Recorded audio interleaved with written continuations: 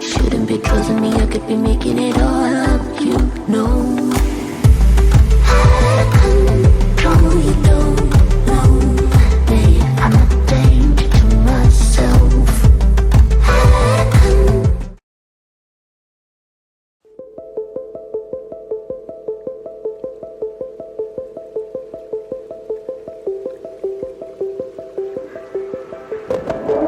Good morning, good afternoon, good evening, whatever time it is that you are tuning in. This is Unapologetically Me, featuring me.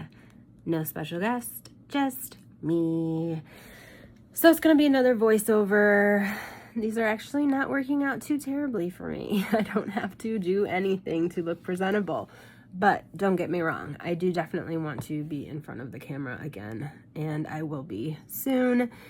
Hopefully for the next remaining few videos. So I wanted to say something right away because YouTube has new policies, and it seems that every time I upload a video, there is a new policy that has been put in place by YouTube, and I end up having to go back and re-edit.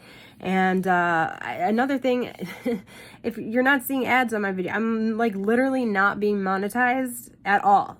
And I think I made $1.57 last month. So I know it's been going around and circulating now with all the craziness of the Kylie Rodney case that us true crime people make a lot of money and everything. I just, full disclosure, told you I made $1.57 last month, and that's like no lie.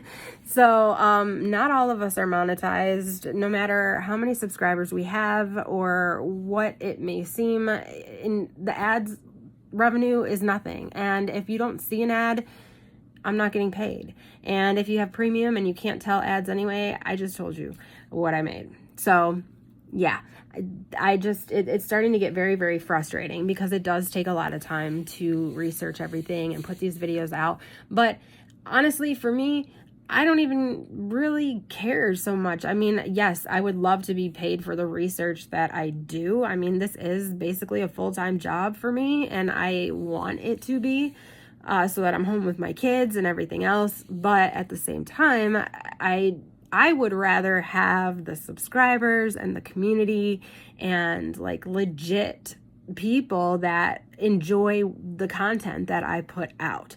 So even though I just said that stuff, I guess I got a little upset when I heard those things because it's not true. It is so not true.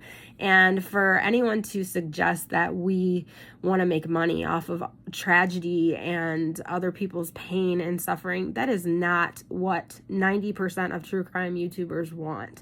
They want to create a community where we are helping people solve crimes, mysteries, whatever. A lot of these cases are solved because of being on YouTube.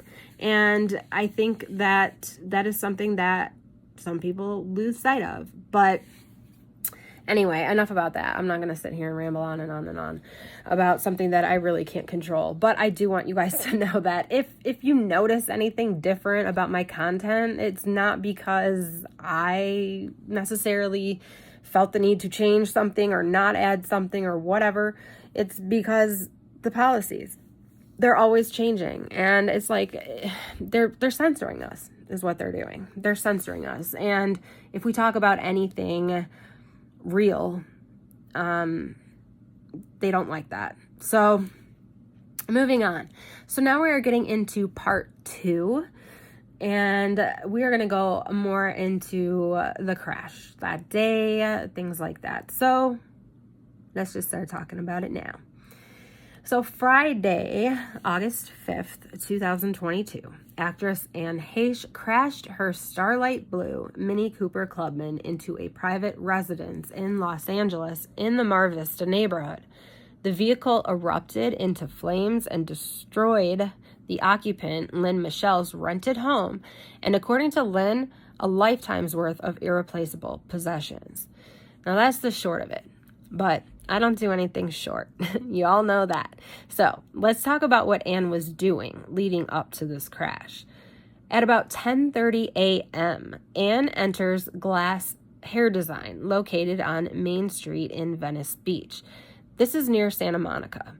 While inside this wig shop, as everyone's calling it, she browses the hair products and asks Richard Glass, the shop's owner, to see a couple wigs. I guess she was really feeling this blue wig, but she ended up choosing a red one. Now, Richard Glass didn't know who she was at first, but after talking to another client that he was doing her hair, I guess, and they were talking, and I guess the woman was like, "Oh my gosh, that's Anne Heche." And when he realized she was Anne Heche, he asked her for a photo, and she happily took several selfies with Richard. And he said that she acted like a sweet little girl. She was very pleasant. She did not appear to be under the influence of alcohol or drugs. And this is what he had to say about Anne. So taken aback, and I was like, what happened? Because she didn't, like I said, she didn't seem impaired to me. She wasn't speaking in cursive. You know, I say that, you know, if people are impaired, you know, they speak in cursive because it's like you're slurring your words. But she wasn't. She was very, very cordial, very perfect. Just a coupling of my face, she told me how beautiful I was. And had we worked together? And I said, no, we hadn't, but I'm available for you if you let me know. Sure. He described her wearing a pink strappy top, comfy pants, and fluffy house shoes. Now, I have a question here. Okay, he did describe her pink strappy top, comfy pants. Now, there's a photo of her, and this photo is going to come up a couple of times because I have some issues with it, but she's wearing jeans in this photo. I don't know, maybe he considers jeans comfy pants, but when I think comfy pants, I think sweats or like pajama bottoms or, you know, but I don't know. So it's just weird. It's just something to question because, you know, when we're looking into conspiracy theories, we want to question everything, right? We want an answer for why there's inconsistencies. So I just thought I would bring that up. And I actually just noticed that when I made the first video. I was like, wait a minute, didn't he say she was wearing comfy pants? These are jeans. So anyway, moving on. Another question I had. Was it a plan for her to go to this wig shop? Because it's kind of out of the way. It's not in downtown LA. And I don't know where exactly she lives. I have looked it up several times. What I did find was she had an apartment in the ECB building. And if that sounds familiar to you, it's because of the Depp Heard trial where Johnny Depp has 5 penthouses in there that Amber was living in along with all of her little moochy friends. I guess Anne had an apartment in the Eastern Columbia building as well, but looking that up further, I can't find proof of that. And there's a lot of things I can't find proof of, and that's always questionable as well, what you can't find, right? So I wanted to know if it was a plan for her to go to this wig shop, because was she just like driving around and she saw it and she's like, hey, I want to go in? Or was she like, I need a wig? She was browsing the shampoo and conditioner. So did she go there? Was she, you know, he had never seen her before. They didn't know each other. She asked him, you know, have we worked together? And he said no, but that he would love to work with her in the future. And this had to have been a first time stop. I wonder. At 11 a.m., Anne is seen running into a garage or storage unit at an apartment complex. So not very long after. So she gets to the wig shop at 10:30. And by 11 a.m., she's running into this garage, or like the corner of this garage. And in this video, you can both see and hear an altercation between Anne and a man who's yelling at her to get out of her car. And now I believe this is the same man who took this photo of her before she puts her car in reverse and she peels the hell out of there. So here's that video. No, out of the car. No, out of the car. Out of the car. No, sir. I got a green suit on. Yeah, out of the car. See if I can take this one. I'm not big. My question is, what was she doing there? Did she know someone who lived there? Did she maybe buy something from someone there? Was she visiting someone there? Why was she in there? Was it a shortcut? So I guess I don't understand, for one, why she went to a wig shop, if it was a planned trip, and after the wig shop, why she was in an apartment complex parking lot. What was she doing there? And the time frame is so small. So it's almost like there wouldn't even have been time for her to visit. So maybe she was using it as a shortcut. I don't know. We're going to get way deeper into some of this stuff later on. But right now I'm just going to get you guys the basics. And then we'll start digging more into some of these more questionable things that I've noticed. So it has been reported that she also had a Jaguar that was parked. And there's also video captured of her narrowly missing a woman as she speeds through an alleyway. She was then seen speeding through the Mar Vista neighborhood on Cabrillo Avenue or Cabrillo Avenue, however you want to say that. A man took a video of her because she was reportedly, and this is a quote, going up and down, back and forth, driving wildly, unquote, just before the crash. She then, after doing all this on Cabrillo Avenue, she winds up on Preston Avenue, where the 2 home surveillance cameras catch her going from what some people have analyzed to be between 75 and 120 miles per hour, depending on who you believe, though general consensus has been 90 miles per hour. So these are very quiet neighborhood roads that are very narrow, according to the people that live there. And you can see in these Google Earth pics, the cars lined up on the side of the road makes it virtually impossible for anyone to pass. And it's been said by the neighbors that one car would usually have to back up to let another car by in the areas where there were parked cars. And the neighbors all kind of just went along with this.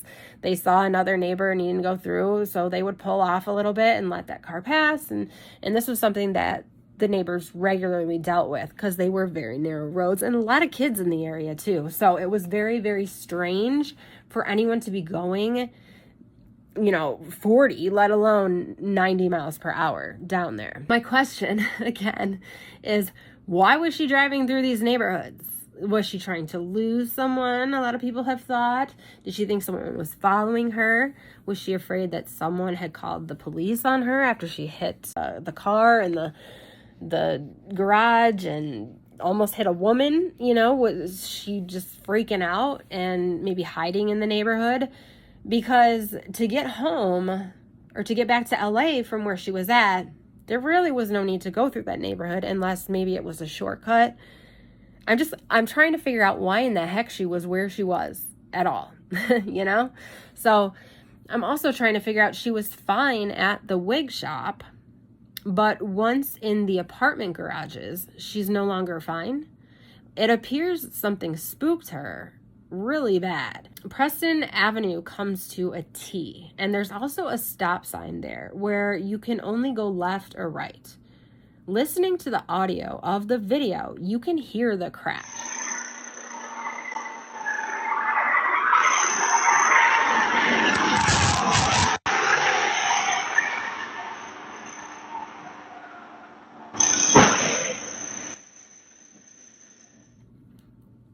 Now, do you hear any sound of brakes being applied or sound that the tires would certainly have made at that speed if she had tried to turn or if she had tried to stop? I don't. It's like she drove straight into the house without even attempting to avoid it. The engine also sounds to me like it's stuck at a very high RPM, like it's revving up at a 3. Now, I don't know if you guys have manual transmission. My first car was manual. And, it sounds like the gear that you would, the RPM would be at where you were going to shift gears. But, she didn't shift. But I looked at the type of car that she had, and it is not manual. It was an automatic transmission.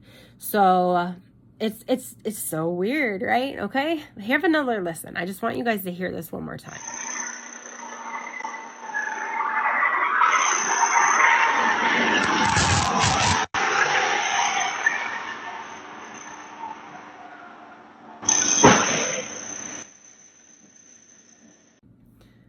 So it almost sounds like she's gaining speed the closer that she gets to the intersection And she had to have seen this. This bush would have been straight ahead, as well as the stop sign. And she doesn't appear to be looking back over her shoulder. So it's not like she's looking behind her and she's not, facing where she's going.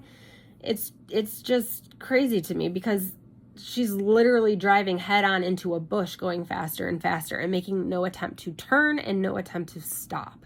Extricated from the wreck, Anne was taken to the Grossman Burn Center at West Hills Hospital, where she was initially stated to have suffered severe burns and was intubated, but was thought to be in stable condition. It was even reported that she was going to survive. This hospital was 26 miles away from the crash site, whereas Cedars-Sinai was only 9 miles away, though I do understand why they wanted to take her to the burn hospital because she was just in a fire. The days immediately following were full of rampant speculation about the events leading up to the crash and exactly what its fallout would be. Was this a DUI? A blood test taken immediately after the accident indicated the presence of this, though only trace amounts. An additional blood test later on came up positive for this and this. Now, this is said to have been from the treatment she received for pain, perhaps being why it didn't show up on the initial toxicology. One of the main things that was speculated was that she had been drinking, and that has been proven to be false. This was in trace amounts. Now, trace amounts meaning it is possible that the substance was from up to 4 days prior to the crash and that she was not, in fact, using it that day. I have been searching for autopsy and toxicology reports on her, but I have been unable to locate them so far. Without the exact numbers, it is really hard to tell exactly what they mean by trace amounts, so I can only speculate on what that means. But when I look up trace amounts, it shows that that is usually the residual left over from days prior. So we have that, but again, that's nothing. That's no number. That's not a legit number, right? So, late on Thursday, August 11th, reps for Anne Heche announced that a lack of oxygen to her brain during the fire while she was trapped in her vehicle had a catastrophic impact and that they were making end-of-life preparations. On Friday, August 12th, she was declared legally dead in the state of California. Her brain function ceasing, but heart still beating, and she was kept on life support to preserve her organs for donation, as was her longtime wish. Now, that's what they say, and let me make something clear because I had the same question. Can addicts be organ donors? And the answer is yes, they absolutely can. I think a lot of the time when we think of organ donation, we think of major organs, right? The heart, the lungs, the kidney, the liver. And the fact is, they can literally use anything off of an organ donor. Certainly, any organs affected greatly by the use of substances wouldn't be used for donation. And again, I will reiterate, it was known, supposedly, that Anne Heche was adamant her organs be used for donation if possible. Many people have been left wondering certain questions. I'm going to try and answer as many of these questions as I can. Now we need to get into what happened after the crash and into this home, right? And so we will be getting into that in part 3. Thank you guys so much for listening. Please like, subscribe, share, and I will get back to you guys as soon as I can. Oh, you don't